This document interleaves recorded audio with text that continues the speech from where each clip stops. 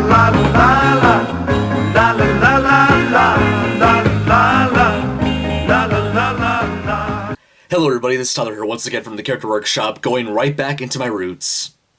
So, today, I'm going to be going back to somebody that I've talked about multiple times during the first season of AK from England, and I felt like, now that the show has finally had 44 episodes, I honestly didn't think I would ever get this far, but thank everybody for making it possible.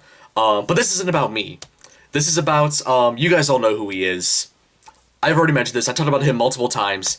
It is the man who doesn't need an introduction, but it's got one anyway, Dalek44. But before I get into that, there was one thing that I forgot to mention from the original episode that I did about Dalek44, and that was from a character from Second Co by the name of Richard Evans, who was one of the few male characters not voiced by Dalek44. He's actually voiced by another user named Trainmaster A9, so that's pretty interesting.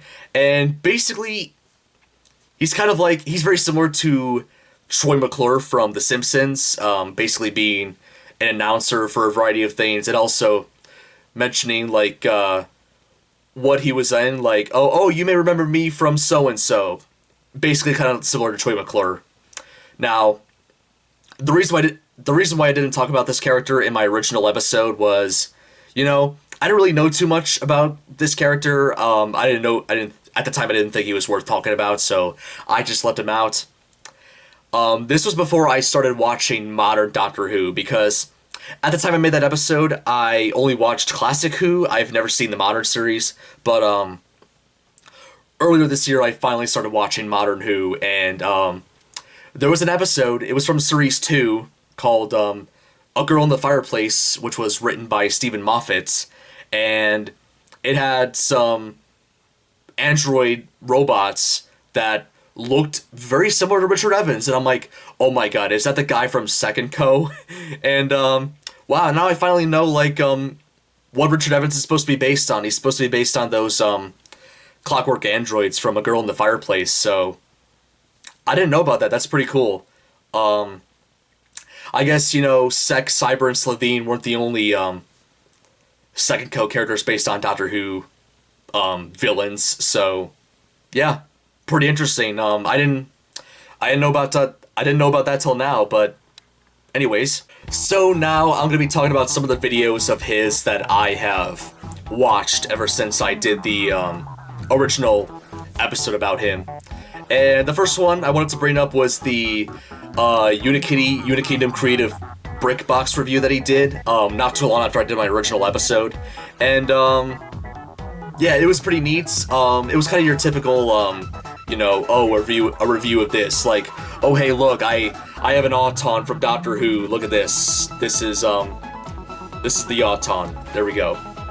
It's kind of like that, but it was pretty neat, and funny enough, that was the video. I think I mentioned in the comments of that video about my video about him, and that's kind of how he found out about this, and yeah, that's kind of how things came to be between me and Dalek. And it was also, like, I guess kind of the inspiration of how the Q&A episode came about. And then funny enough, the video that came out afterwards was from his review series. It's about why he thinks Unikitty is a great show, and he basically just gave his opinions about why he thinks it's a good show, and yeah, I would kind of agree with him. It's a shame the show got canceled recently, but hey, at least it had a better run than OKKO, so there's that.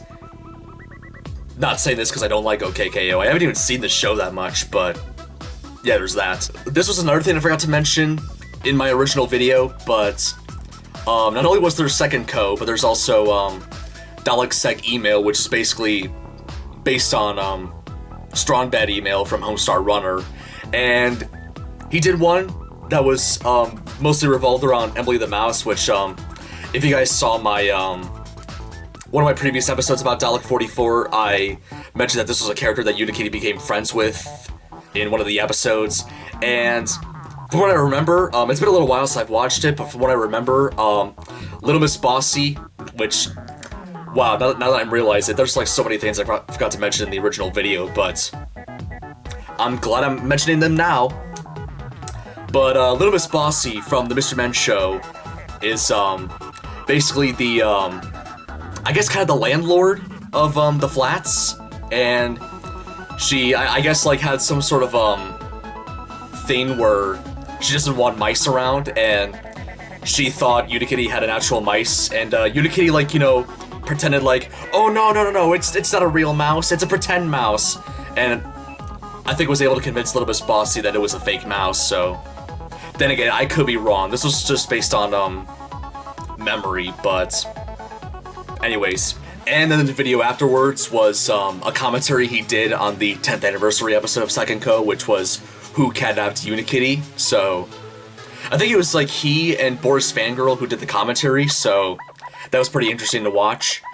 And then afterwards, in his review series, he did a little tribute to Russi Taylor. I'm sorry if I mispronounced her name, but for those who don't know who she voiced Minnie Mouse for quite some time in the Disney cartoons, and yeah, she passed away last year, which was unfortunate, so yeah, there's that. And then he later did a review of the Lego Movie 2, which I was looking forward to for quite some time, and glad he finally did it, and it was pretty good.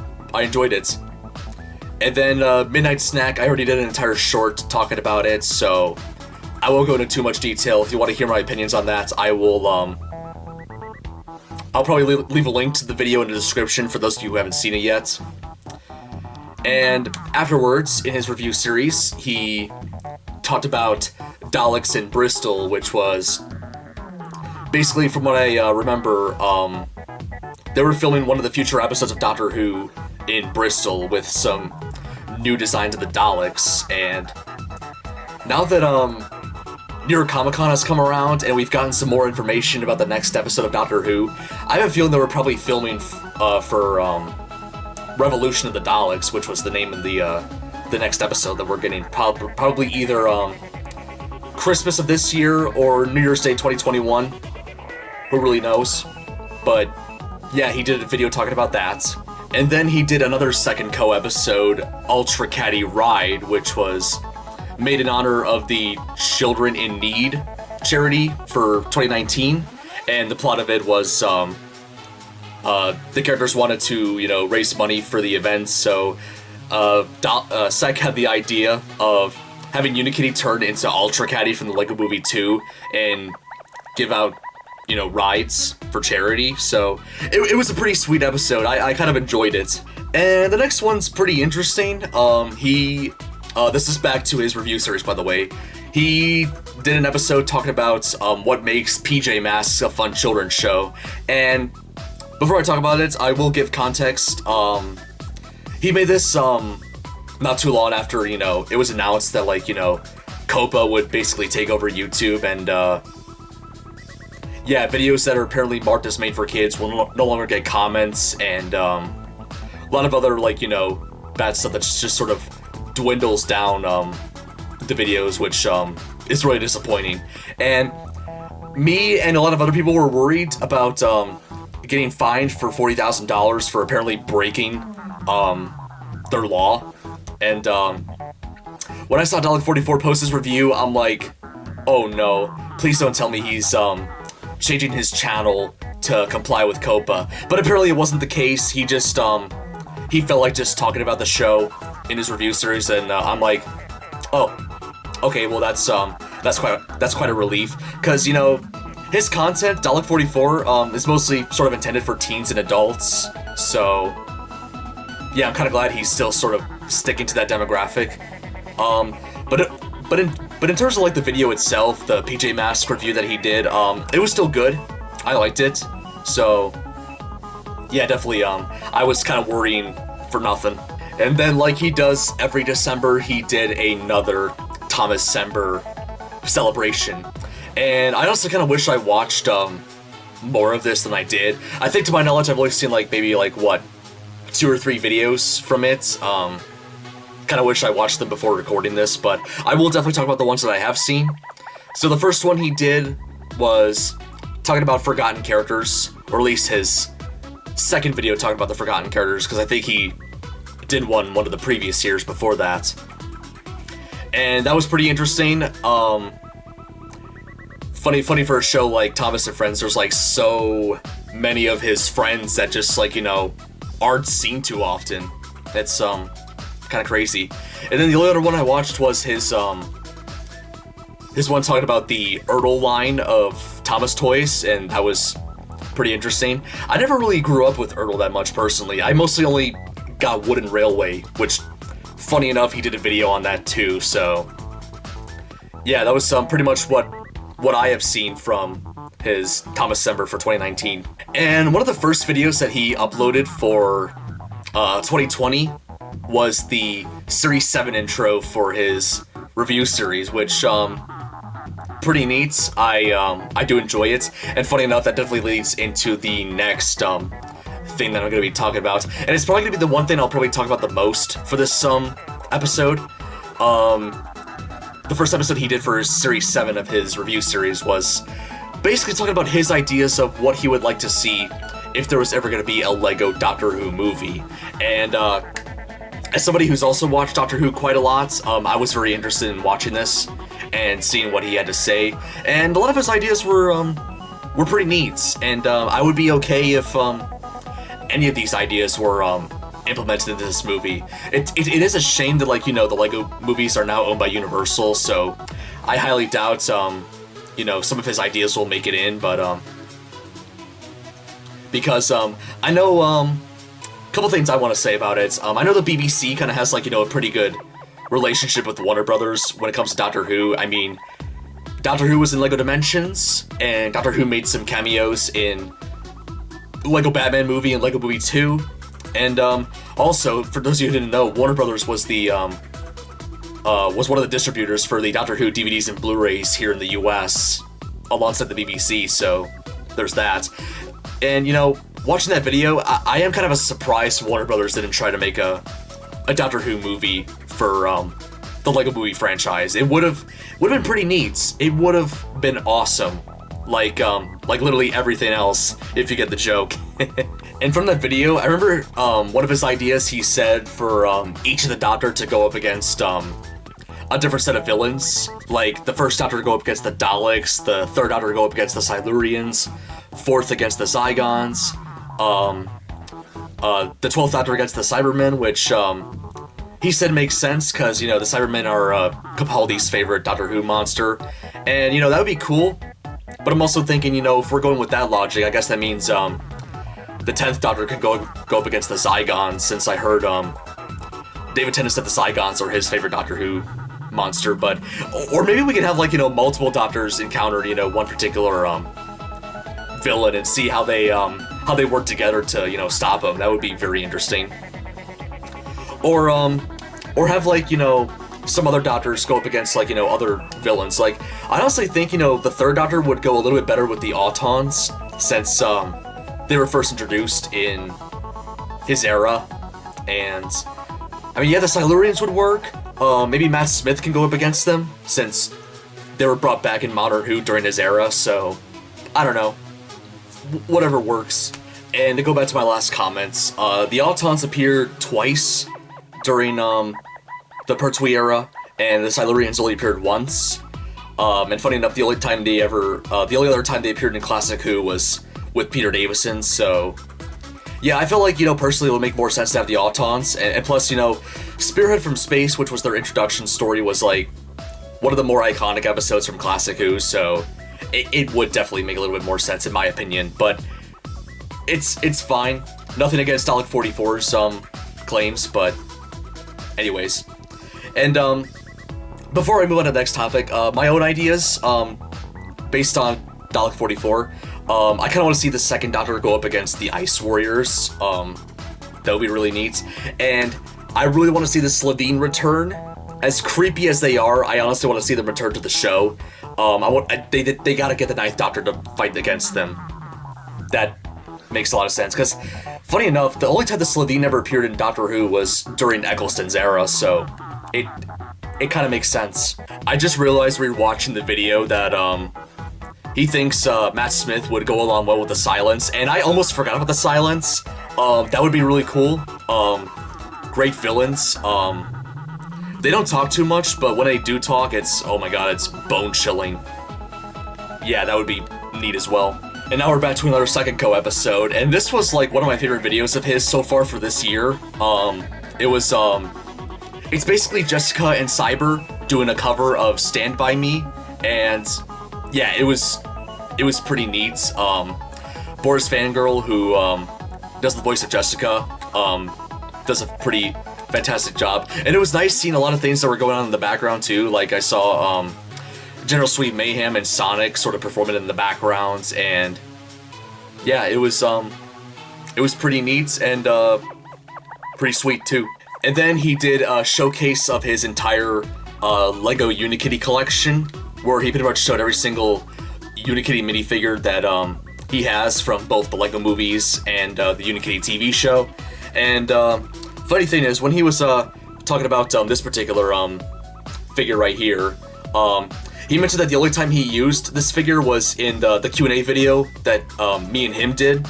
So that's pretty interesting. I didn't even know that. Nothing much else to say about that. And then for his 500th video, he did a review of Joker. And to be honest, I have not seen this one because I have not seen Joker, so to be honest, I can't really watch it until I watch the movie myself. So the one thing I do know about the video was that at the very end, he now has like a new image that he now uses for like both his profile and as like an outro for his videos, and it basically just has, you know, Sek and then Unikitty with her glam appearance on, and yeah, I think at this point this one's like a lot more fitting than the one we had before, so I kind of like this new change. I don't know what everybody else thinks, but I definitely approve of it. And then he did a review of the Mr. Men and Little Miss franchise, and I'm honestly kind of a little bit surprised he didn't do this earlier, but better late than never. I'm glad he finally did it. Because for a while I'm like, I wonder if he's like a fan of the Mr. Men characters, but silly old me, I should have known that earlier, since he does have some characters from the Mr. Men show in Second Co, like Little Miss Bossy, Little Miss Sunshine, Little Miss Chatterbox, the list goes on. So I should have been aware of that beforehand, but glad to see he finally did that review. And the funny thing is, it came out almost around the same time as mine, or at least the one I did for the 90s series, so that was surprisingly very coincidental, but I kind of think he did a better job on his, so thumbs up, Dalek. And then he did a short little farewell video to Michael Angelis, who was the longtime narrator for Thomas and Friends between Series 3 and 16, who unfortunately passed away, so quite a shame to see him go. Pretty nice tribute video. And afterwards he did another Second Co episode, which this was the first one that came out ever since the whole crazy pandemic that we've had throughout most of this year. And basically this takes place after the events of a Dalek Sec email episode that I forgot to mention, but it was one where Sec got shrunk down to size and I guess was trapped by Dot Warner, who, as I mentioned previously, has a huge crush on Sec, and yeah, Pinky was able to get Sec free, and then Unikitty, I guess, used a magic trick to make Sec bigger and back to normal, and pretty happy ending. So it was pretty good. It's definitely that video and the Stand By Me video were definitely my favorites from Dalek44 so far this year, so pretty good. Then he also did another editorial episode of his review series, talking about could we possibly get a Cartoon Network streaming service, which honestly that would be really cool. I freaking love Cartoon Network, at least compared to Nickelodeon and Disney Channel, especially Disney Channel, but yeah, that would be really neat. Although, however, we do have HBO Max, so, and they do have some Cartoon Network stuff on there, so I unfortunately don't think it will happen, but it'll be a very neat idea. And the last thing I want to talk about for this episode was a crossover he did with Trainmaster A9, who I mentioned previously did the voice of Richard Evans in Second Co. They both together did a review of The Raccoons, which was an old Canadian animated series from the 80s, and Yeah, it was pretty interesting, and you know, it's not every day that you see Dalek doing a crossover with another YouTuber. I think the only time he's ever done this, he's done like a few crossover reviews with Boris Fangirl, and that's honestly kind of about it. So pretty interesting. It was definitely pretty good. However, I will kind of criticize one thing about the review. Later on, like, you know, the audio and like music levels were pretty, you know, okay. You know, you hear the voices of the people more so than the music. But for whatever reason, at the very end, the music like got so loud to the point where you could barely hear like what Traymaster89 and Dalek44 were saying. They're all like, music was going like, and then they were like, I'm like, I mean, it's still a good video, but like that part just I don't know about that, but still a good video. I just kind of wish the audio was a little more, I guess, evened out. Anyways, that's about it for this episode of It Came From England. It was definitely good to talk about Dalek44 once again, and some of the recent stuff that he's done. Sadly, I couldn't talk about everything, but I talked about pretty much everything that I've seen. And Dalek, if you're watching this, I still definitely think you're doing pretty good job with your videos. Keep it up. Still definitely worth the watch. And definitely look forward to whatever you're having in the future. But with that being said, that is, I'm repeating myself. That is about it for this episode of It Came From England. If you guys enjoyed it, feel free to give it a like. Subscribe to the channel if you want to see more episodes of It Came From England and just mediocre plush content in general. Leave a comment down below letting me know what you think. That is about it. This is Tyler from the Character Workshop, signing out. Next time, we're going to be going back into the big city port. Is it going to be expensive? Don't worry. It'll only be 10 cents. God bless Hooky Street. Viva Hooky Street. Long live Hooky Street. Say man defeat Hooky Street.